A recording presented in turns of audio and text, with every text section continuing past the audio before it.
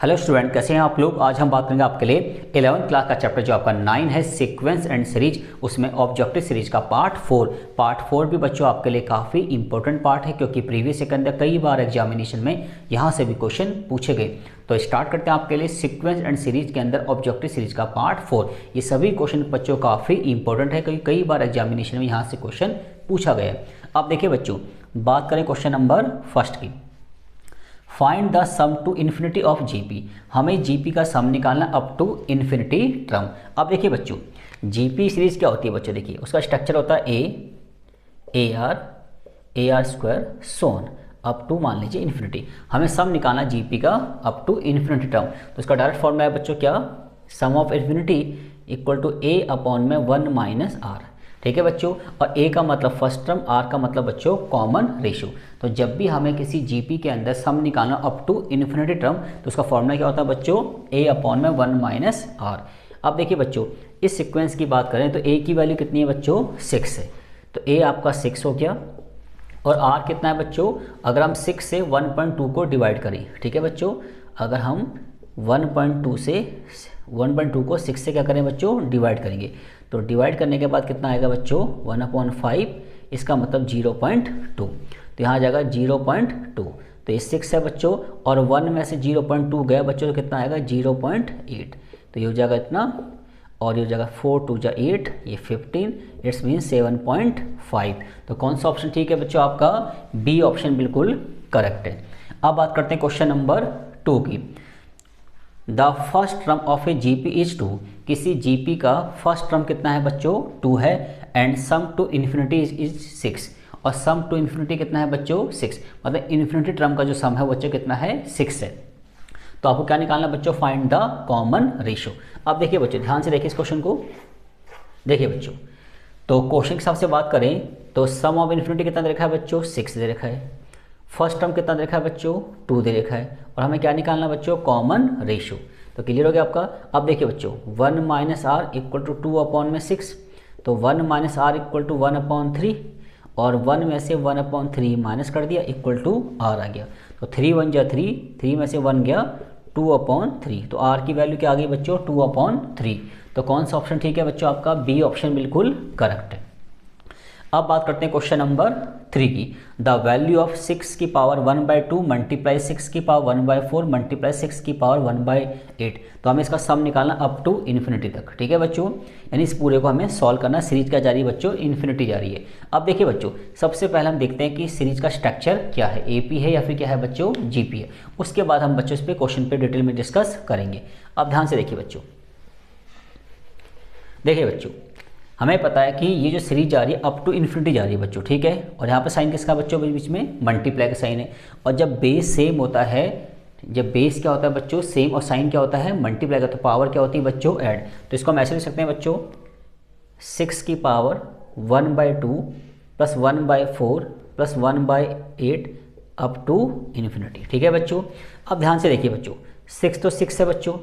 अगर मैं ऊपर वाली सीरीज पर ध्यान से फोकस करूँ तो 1/2 1/4 1/8।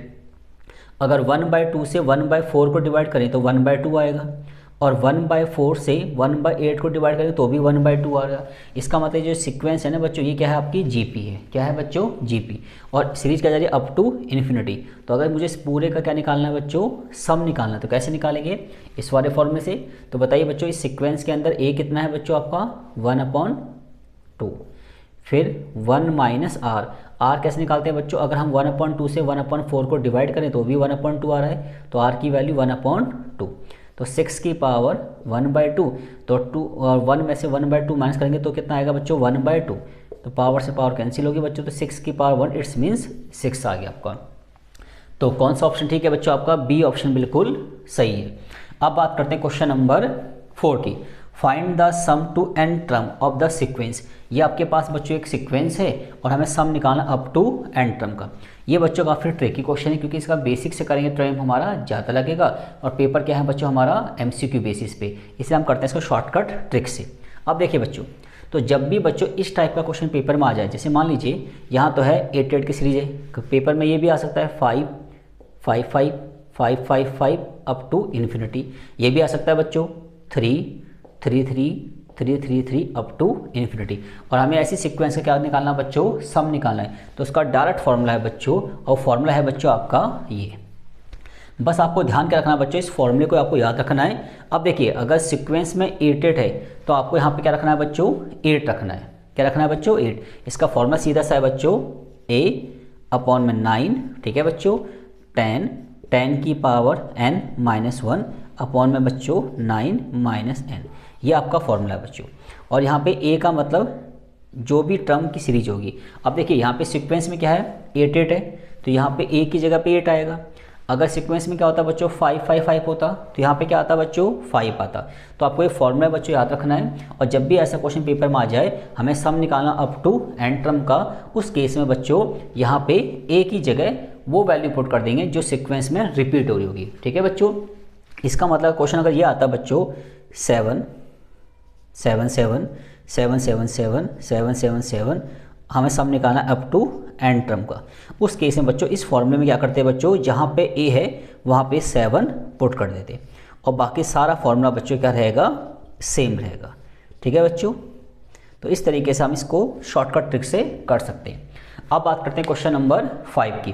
क्वेश्चन नंबर 5 क्या बच्चों, find the value of n so that a की power n plus 1 plus b की पावर n प्लस 1 अपॉन में a की पावर n प्लस b की power n may be geometrical mean between a and b। ये जो आपको value दे रखी है ना, ये जो वैल्यू है वो a और b का क्या है बच्चों, ज्योमेट्रिकल मीन है। तो आपको n की वैल्यू फाइंड आउट करनी है। अब देखिए बच्चों, ध्यान से देखिए बच्चों, हमें पता है कि अगर a और b दो नंबर हैं और हमें क्या निकालना है बच्चों, इनका GM निकालना, मतलब ज्योमेट्रिकल मीन निकालना है। तो उसका डायरेक्ट फॉर्मूला क्या बताया था लास्ट क्लास में बच्चों, रूट AB बताया था आपको। देखिए बच्चों, तो हमें पता है कि a और b का जो ज्योमेट्रिकल मीन होगा वो रूट AB होगा, इक्वल टू किसके बराबर होगा बच्चों, a की पावर n प्लस 1 b की पावर n प्लस 1 अपॉन में a की पावर n प्लस b की पावर n, ठीक है बच्चों। अब क्या करेंगे बच्चों, एक तरीका तो यह है कि हमें पता है कि स्क्वायर रूट ऑफ AB का मतलब क्या है, a की पावर 1/2 और b की पावर 1/2, ठीक है बच्चों, और ये हो जाएगा।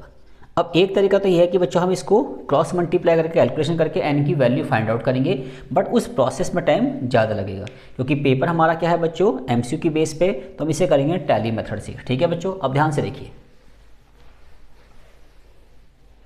बच्चों, हमें क्या करना है, राइट हैंड साइड में n की जगह यहाँ पे जो वैल्यूज़ दे रखी है, इन वैल्यूज़ को पुट करना है, और जिस वैल्यूज़ को पुट करके हमारा left and right hand match कर जाएगा, वही ऑप्शन हमारा ठीक है। अब देखिए, सबसे पहले पुट करते हैं n की वैल्यू 1/2। तो देखिए बच्चों, इस इक्वेशन में जहाँ जहाँ n है वहाँ पुट करेंगे 1/2, तो ये हो जाएगा a की पावर 1/2 प्लस 1, b की पावर 1/2 प्लस 1 अपॉन में a की पावर 1/2 और b की पावर 1/2।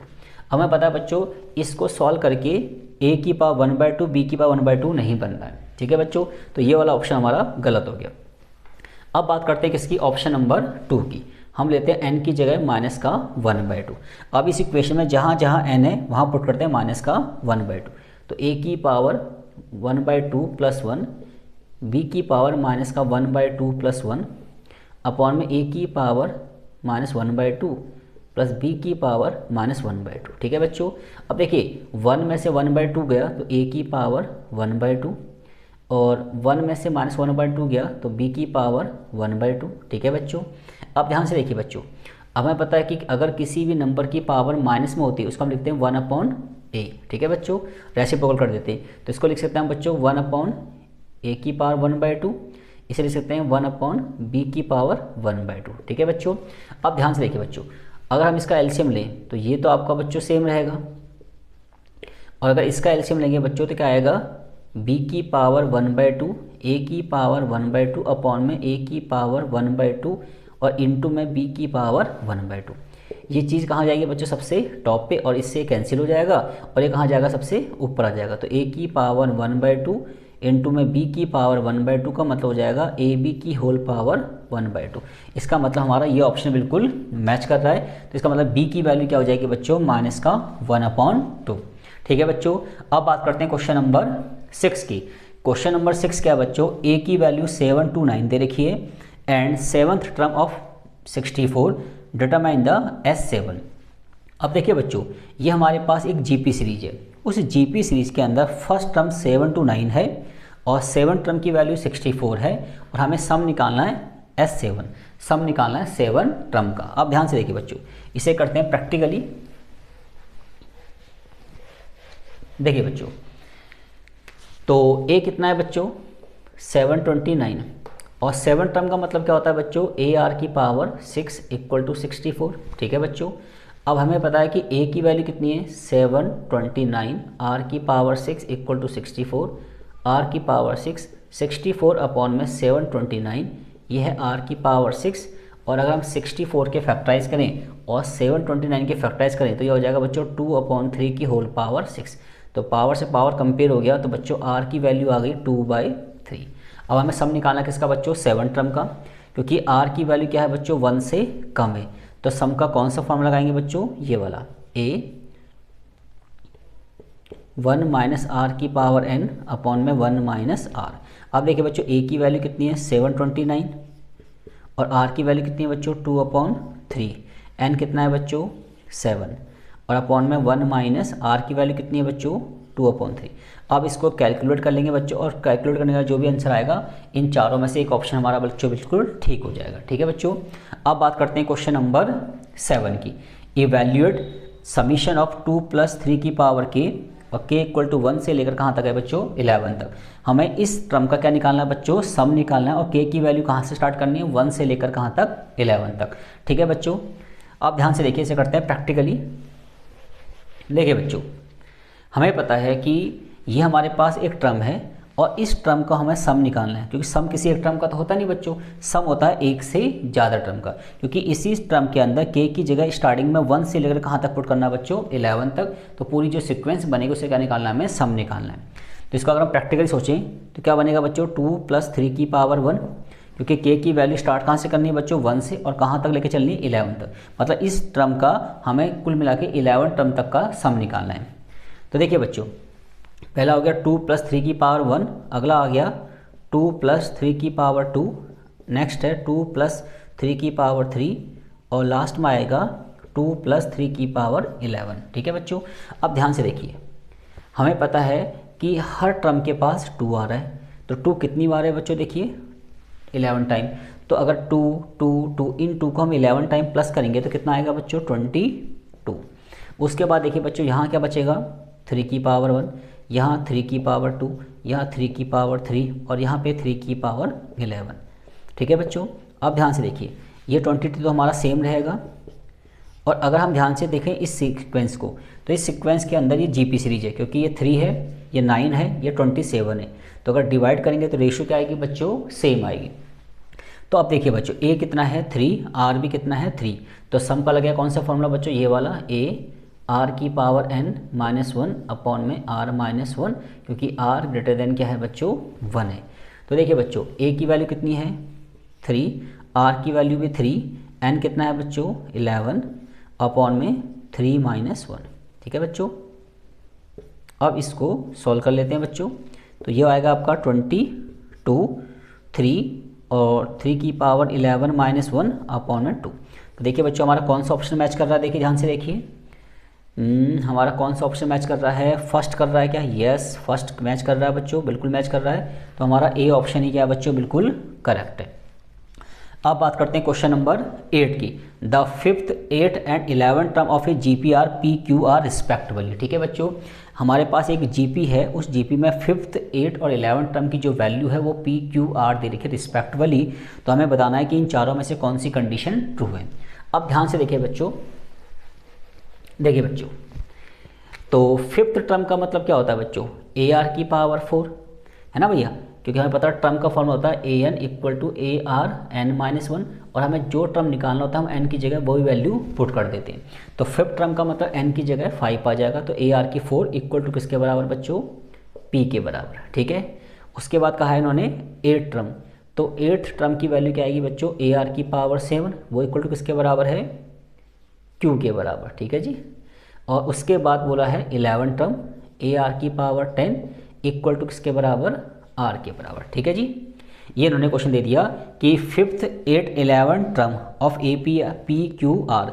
यहाँ क्यू की जगह बच्चों आप एस कर लीजिए, ये बाय मिस्टेक आर हो गया। ठीक है, पी क्यू एस, तो यहाँ पे भी क्या आ जाएगा बच्चों एस।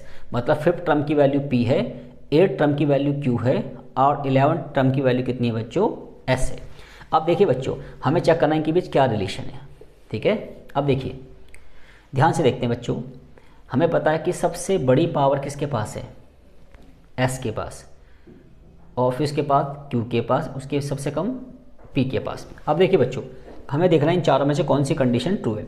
तो देखिए बच्चों, हमें पता है, अगर मैं पहले बात करता हूँ, मान लीजिए फर्स्ट पार्ट क्या है, क्यू का स्क्वायर इंटू में पी का स्क्वायर एस।